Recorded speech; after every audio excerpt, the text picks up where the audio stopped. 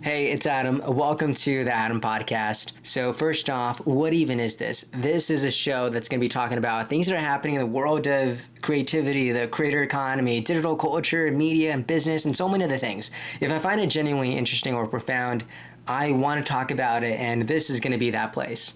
So the question is, who is this for? I'm so sorry. That's embarrassing. Putting it away. So who is this for? This is for creatives, entrepreneurs, lifelong students, and honestly, everything in between. If you're curious and love hearing about things that are happening on the internet and the world, this is going to be the place for you. We definitely won't have all the answers, but honestly, who even does? You know, there's a famous quote that goes, "It's not about the questions you answer, but the questions you ask." And well, that's perfect for me because I have a lot of questions, curiosities, opinions, and I want this pocket on the internet to hone all that in and be the place for all of us who do. So I'm your host. My name is Adam, and welcome to the Adam Podcast. Today we have a lot on the agenda. We're going to be talking about Mr. Beast, Logan Paul, and KSI with their company Prime and TikTok. So to start things off, I have my elixir of choice, which is the Kiwi Guava Celsius. If you've never tried it, you've got to try it because you've never, if you're telling me that you've never tried it, you're essentially telling me that you've never lived. And that's just, I just can't have that here. So go out, go to the gas station, go to wherever you get your drinks and grab a Celsius. So let's get sipping and let's get rocking. Mr. Beast is partnering with Netflix. That's a big deal. Okay, hear me out. We don't know he's partnering with Netflix specifically, but we do know he is in communications with major streaming platforms. This could mean Netflix, HBO, Amazon, Hulu. If it's a streaming platform, you name it. Hey, this could even be on Disney Plus. You remember that series with Chris Hemsworth, Limitless, that was on Disney Plus that no one ever watched? Yeah, that could be a Mr. Beast thing. Now, Mr. Beast is not the first person who's a creator who's going to get a show. We've seen that before. But he is going to be the first person at this scale to do this. Mr. Beast Productions have been doing numbers that compete with massive audiences. There are more people who are watching a single one of his episodes on his YouTube channel than they are watching big budget shows on Netflix and Hulu already. Like, that's insane. Here you have a 25-year-old kid from North Carolina with massive dreams, massive tenacity, and beautifully profound courage. Mr. Beast is an absolute force of nature, and I think there's so much we can learn from him. For example, on the Colin and Samir podcast with Mr. Beast, this is about a 2-hour-long episode. You guys should definitely watch it. I believe the thumbnail was titled The Real Life of Mr. Beast, and it's a fascinating episode.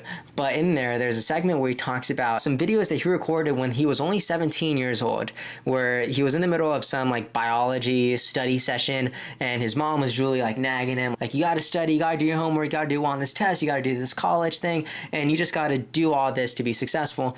And he recounts this moment in the podcast, and he just pretty much knocks his book over. He grabs his phone, starts recording himself, and he's like, "Hey, Jimmy, in 5 years, I just want to tell you, I hope you have 10,000 subscribers at this point. I hope you're really successful. I hope you're monetizing it in this way. I hope you're still making videos." And he's just having this conversation with him in the future. This is like such a beautiful video diary of what could be. He's just talking to himself. And like, how great is that? And here's what every creative and entrepreneur could take from that little experience.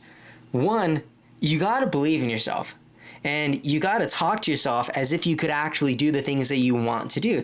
You have to talk to yourself as if you're going to do the things that you are actively pursuing. Because here's what's going to happen if you don't. If you don't talk about yourself as if you are capable of doing these things, then the reality that you create and envision will not curate the decisions that you need in order to make that reality possible. You know, a while ago I had this thought. The reality we see is the reality that we experience. You know, it really is a glass half full, glass half empty situation. You need to be able to experience yourself through the lenses that feed opportunity, lenses that feed generosity, lenses that feed curiosity, and lenses that breed confidence. Because when you see yourself through those lenses, the decisions that you make from that posture begin to inform your reality by demanding more of yourself. This is no different than that age-old expression, whether you think you can or you think you can't, you are right. Also, Mr. Beast just today tweeted this picture of him like a couple months ago and now, and he has gone into insane shape. He went from being obese to actually looking like he could be the next villain in a Thor movie. That's how in shape he is. I'm also very serious about that because, for one, the guy is like 6'4", and he's now ripped. Give him a while, and he could be standing next to Chris Pratt, Chris Hemsworth, Chris Evans, like all these superhero guys, and he's gonna look great.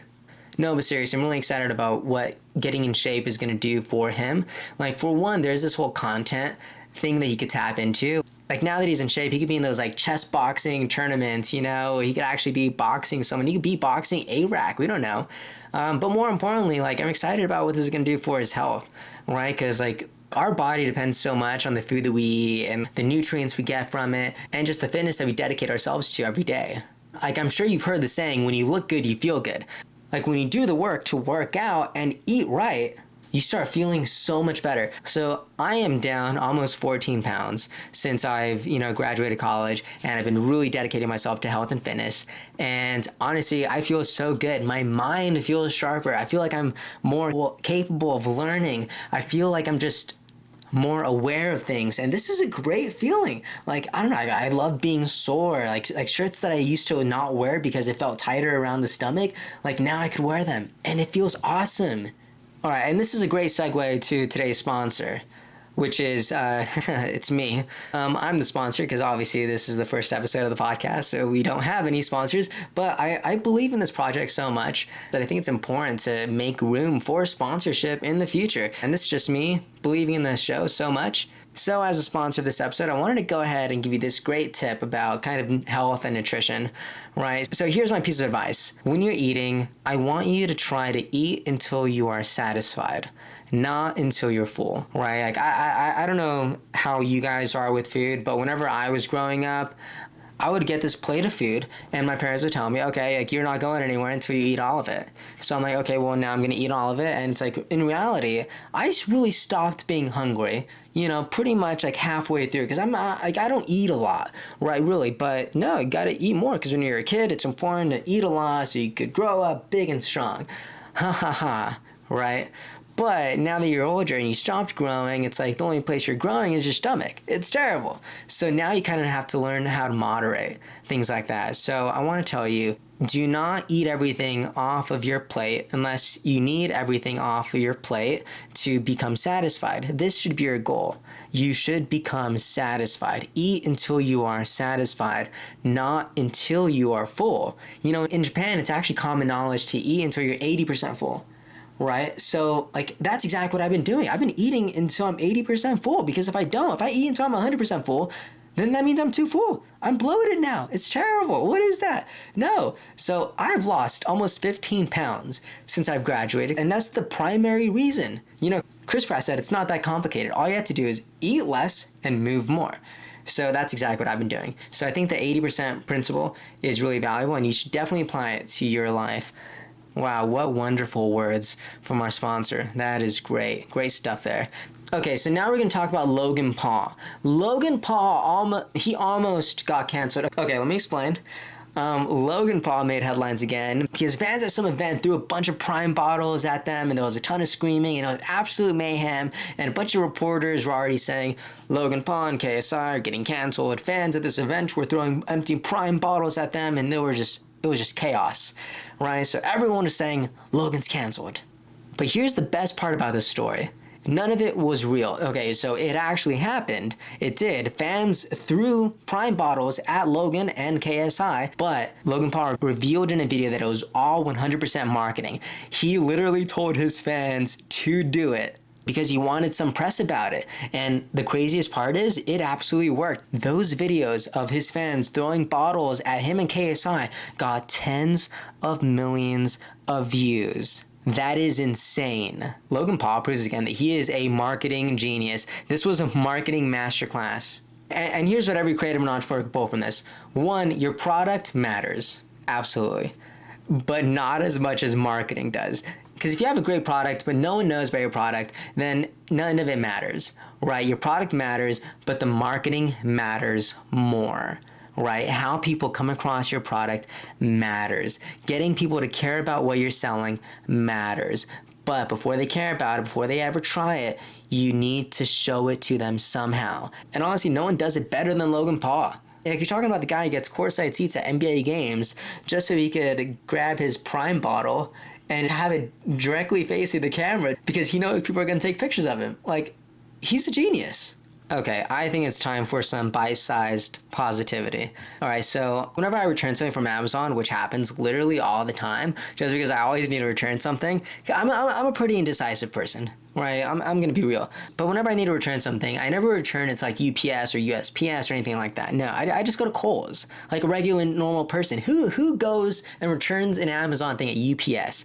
Like who are you? And that just doesn't make sense to me.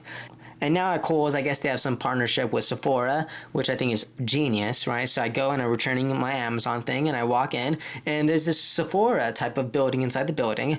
And there's this big sign that says, "We belong to something beautiful." Like, how great is that? I loved seeing that. And I just think everyone needs that reminder sometimes, right? And I don't care who you are, but if you're a person and you're breathing, you need to be reminded that you're beautiful and that you belong to something beautiful. Like, being human is this really unique type of experience. And I just think, I don't know, we don't think about it enough.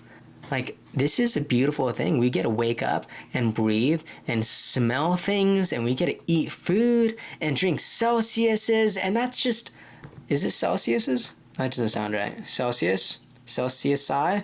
Okay, whatever. That's I need to look it up. Okay, on to the last thing I want to talk about. I want to talk about TikTok because TikTok is dead. Okay, it's not dead, but it's definitely peaked, right? TikTok made headlines and made national news. Everyone was under quarantine. No one was able to leave the house. So people had all this free time on their hands because they were working from home, but they were not really working from home. So they get on their phones and now they're making videos on the clock, right? That's what TikTok was. That's what its value proposition was, being able to make videos at home. And then everyone did it. And it had its short form type of vertical content that you just swipe through. Like, no playing anything, no clicking a thumbnail, no having to choose a video that you're going to watch whenever you brush your teeth. None of that. You just go on your phone and it just starts playing, right? That's what the value proposition was. Unfortunately for TikTok, everyone else stole it. Now you can do that on Facebook. You can do that on Instagram Reels. You can do that on YouTube Shorts. You can do that on LinkedIn. You can do it on Reddit. You could do it on Twitter. Like, what even is this? Now you have access to the short form video content on every single platform. So now it's mainstream. So here's my guess on what that does to the future of short form content versus long form. I think what we're going to see is we're going to start seeing more hybrid type of creators, people who are kind of like me. You know, we make long form videos, but we also size it up perfectly.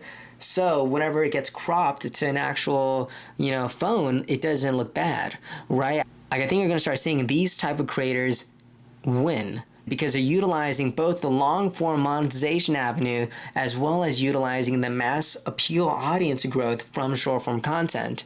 So I really think 2023 and 2024 are going to be the years for hybrid type of creators, or if you want to call them the part-time creator, right? But we still don't know because we're so early. Whenever I think about the creator economy as a whole, I start thinking about the film industry. Like, the film industry really started popping off in the 1930s.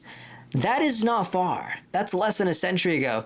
But the film industry changed everything. It changed how we interpret media, changed how we consume TV. It created new forms of media like TV and movie theaters. And it absolutely just changed the game. You saw actors making names for themselves. Silent films were winning Oscars. Films were becoming a big deal. Then movies started having dialogue. And then we started adding color to it. And then we started editing all these things. Experiments after experiments after experiments. We have so many different iterations of this media that we've been consuming for almost 100 years. But it kept on developing and growing and just becoming better. And now, almost 100 years later, we still have movies like Top Gun Maverick that just took the whole world by storm. It has become one of my favorite movies of all time. If you've never seen Top Gun Maverick, I strongly recommend it. You have to go watch it. It's on Paramount Plus. Tom Cruise, Miles Teller, phenomenal movie. You gotta watch it. But I love thinking about the film industry because the film industry has changed so radically over this last century. And here's what you need to do as a creator or an entrepreneur who's in the creator economy right now, which has only started emerging over the last 5 to 10 years. So we are so early in this new economy. Like, we don't know a lot. We don't know what this is going to look like. But here's what I know. Things are going to change because the only thing that doesn't change in this world is the fact that everything changes. Right? Like, if you're an entrepreneur, you need to stop thinking in terms of days and weeks and months. Stop. You need to think in decades. Because as I see it, there's two options. One, you can build a tower of cards that crumbles when there's even the slightest wind. Or you can build a pyramid that stands the test of time and you'll leave people asking and wondering how. Build something nice. I love the saying, buy nice or buy twice. You know, I have an uncle who one time we were looking at shoes and they were like $300. And he was like, you know, I wouldn't think too much about the price because whenever I was your age, I bought shoes that were very expensive, but I still wear them sometimes today.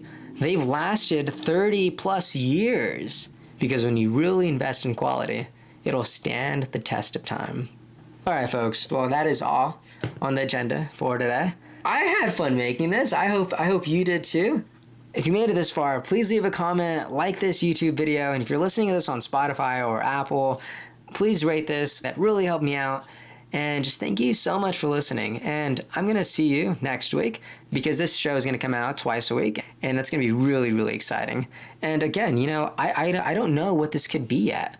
You know, like what else are we going to talk about in the future? You know, this is so open, right? Like maybe I'm going to have some guests on here, right? I mean, I have so many interesting and beautiful human beings as friends who just have so much valuable and profound insight that they could bring into this discussion. And I don't know, I love to interview them. And I think that'd be a really fun and great experience. So yeah, I don't know what this is going to be, but I think we're going to figure it out. And how exciting. So again, thank you so much. You are awesome. And let me know if you actually made it this far.